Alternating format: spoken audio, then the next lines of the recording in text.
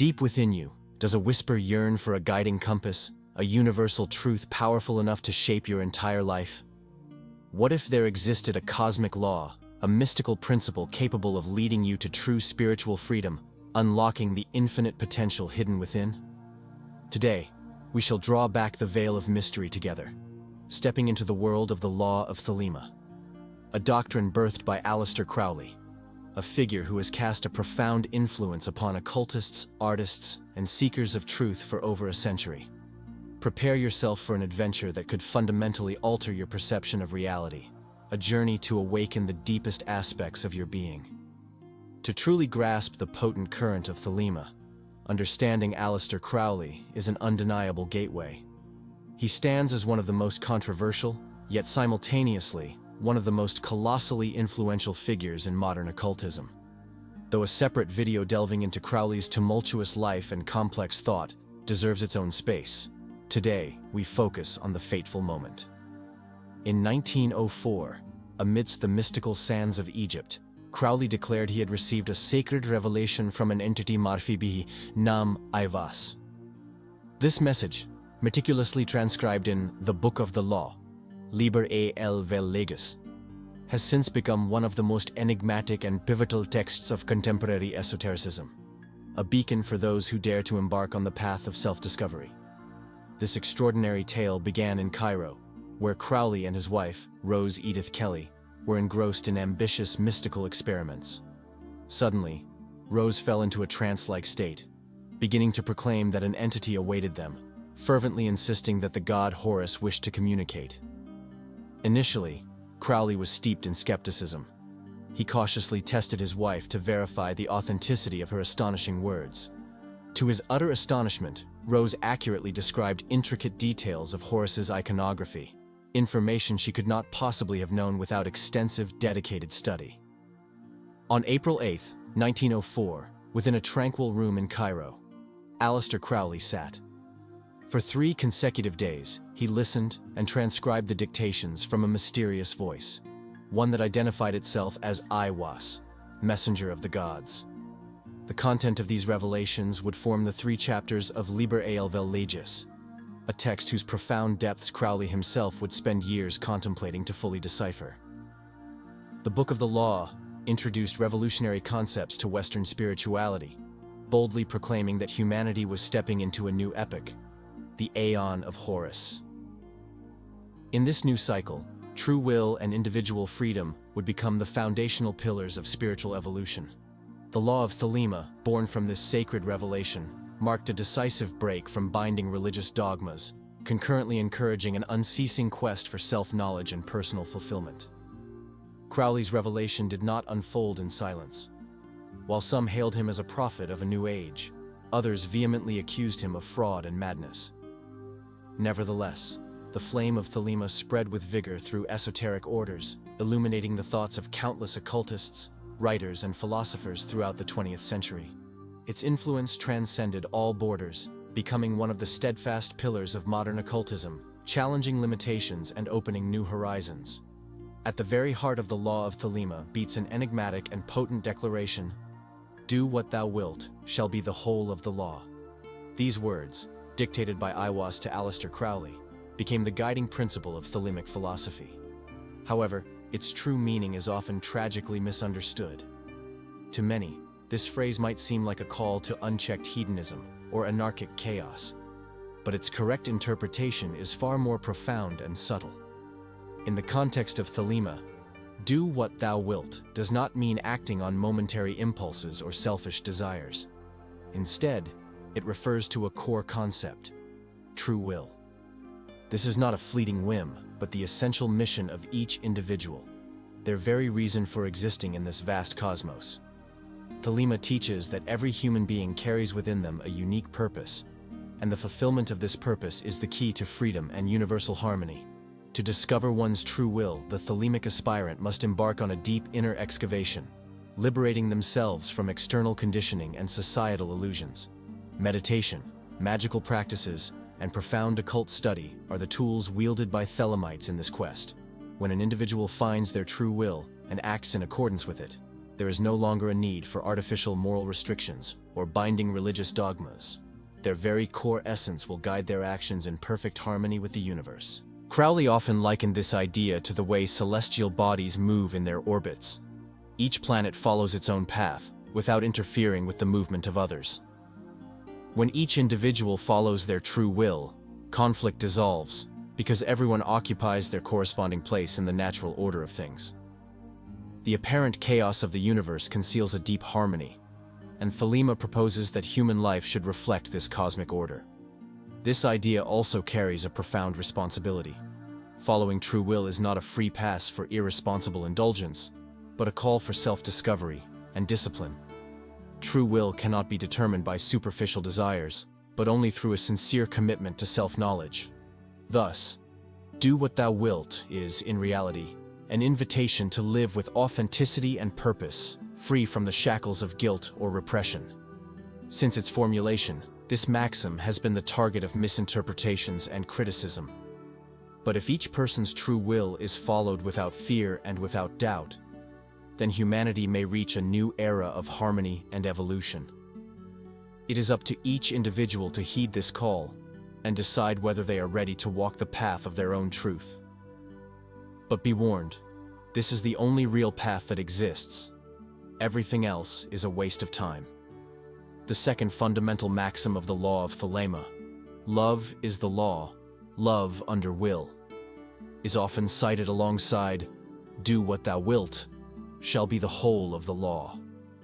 However, its meaning extends far beyond a simple exaltation of romantic love or interpersonal affection. Within the Thelemic perspective, love is a cosmic force, the energy that permeates and connects all existence, but it must be understood and directed in the light of true will. For Aleister Crowley, love was not merely a fleeting emotion or feeling, but a universal principle. In his works, he argued that true love occurs when two forces interact harmoniously, without conflict and without external impositions. In this way, authentic love arises when each individual is aligned with their own true will and allows others to follow theirs without coercion or artificial restrictions. The phrase "love under will" indicates that love should not be blind, impulsive, or chaotic. It must be a conscious love, guided by understanding and each person's individual purpose. This means that human relationships, whether romantic, social, or spiritual, should be based on freedom and mutual respect, without one party trying to dominate or subjugate the other. When someone acts in accordance with their true will, their love also manifests in a purer and more sincere way. In the esoteric context, love is the force that unites opposites and maintains the balance of the universe. Crowley often associated this idea with the figure of Nuit, the cosmic goddess of Liber vel Legis, who represents infinity and divine love. Nuit proclaims that her followers should lose themselves in her love and find wholeness by uniting with the cosmos. This transcendent love is not attachment, but rather a state of fusion with the whole, a deep spiritual union. Thus, love is the law, love under will, teaches that all our interactions and relationships should be guided by an understanding of our own nature and the nature of those around us. True love does not impose itself, nor imprison. On the contrary, it liberates and strengthens. When an individual lives in accordance with their true will, they love naturally, without fear, and without unnecessary restrictions. This concept also reflects an ethical vision within Thelemic philosophy. For Thelemites, morality is not imposed by external rules, but arises from an understanding of each person's true will. In this way, loving under will means acting responsibly, allowing love to flow freely, but always in accordance with universal harmony. Therefore, Thelema teaches us that true love cannot be separated from will. It is the purest manifestation of spiritual freedom and the connection between all things. When an individual finds their true will and acts accordingly, love becomes a natural reflection of this realization. Thus, love is not just an emotion, but the very force that drives the evolution of humanity and the universe. Liber vel Legis, or the Book of the Law, is divided into 3 chapters, each supposedly dictated by a different entity. representing fundamental principles of Thelemic thought. Each chapter reveals distinct aspects of the nature of existence, the cosmos, and the relationship between human beings and their true will. The first chapter is attributed to Nuit, the goddess of infinity and the starry sky. Nuit represents the totality of existence and the cosmic love that connects all things. Her words exalt freedom, the expansion of consciousness, and the ecstasy of union with the universe. Nuit proclaims, "Every man and every woman is a star," emphasizing the uniqueness and essential role of each individual in the grand cosmic scheme. This chapter invites the dissolution of the ego into something greater, a call to transcendence, and the discovery of the true divine nature within each person. The second chapter is dictated by Hadit, the individual principle of consciousness and experience. While Nuit represents infinite vastness, Hadit symbolizes the central point, movement, and the fire of existence. Hadit declares, "I am the flame that burns in every human heart," emphasizing the inner journey and the search for true will. Hadit teaches that spiritual fulfillment does not lie in submission to dogmas or external rules, but in the direct and individual experience of truth. This chapter speaks of dynamism, self-expression, and the necessity of living fully without fear or repression. The third and final chapter is attributed to Ra-Hoor-Khuit, the warrior manifestation of the god Horus. Unlike the previous chapters, this one has a more intense and combative tone, as it announces the arrival of the Aeon of Horus, a new era of spiritual freedom and power. Ra-Hoor-Khuit represents strength, courage, and the overcoming of old paradigms. The chapter contains challenging passages, often interpreted as metaphors for the destruction of oppressive systems and the reconstruction of humanity on more authentic foundations. Here, the individual is called to take responsibility for their own destiny and to act according to their true will, without hesitation. Each of the 3 chapters of Liber vel Legis plays an essential role within the Law of Thelema. Nuit teaches cosmic love and union. Hadit reveals the inner spark and the pursuit of individual truth, and Ra-Hoor-Khuit brings the necessary strength to manifest this truth in the world. Together, they form the foundation of Thelemic philosophy, guiding those who seek spiritual awakening and the full realization of their existence. The philosophy of Thelema is not just a set of esoteric ideas. It is a living system that can be practically applied in daily life. For those who wish to live according to the Law of Thelema, understanding and following their own true will is essential. But how can this philosophy be translated into concrete actions? The first step in applying Thelema is self-knowledge. The search for true will requires deep introspection, which can be facilitated by practices such as meditation, reflective writing, and self-analysis. Methods like the magical diary, encouraged by Aleister Crowley, help practitioners record their experiences and identify patterns that bring them closer to their true essence. Beyond self-knowledge, study is a fundamental tool for those who want to live according to Thelema. Delving into texts such as Liber vel Legis, Crowley's works, and writings from other occultists provides the theoretical foundation necessary to understand the philosophy's principles.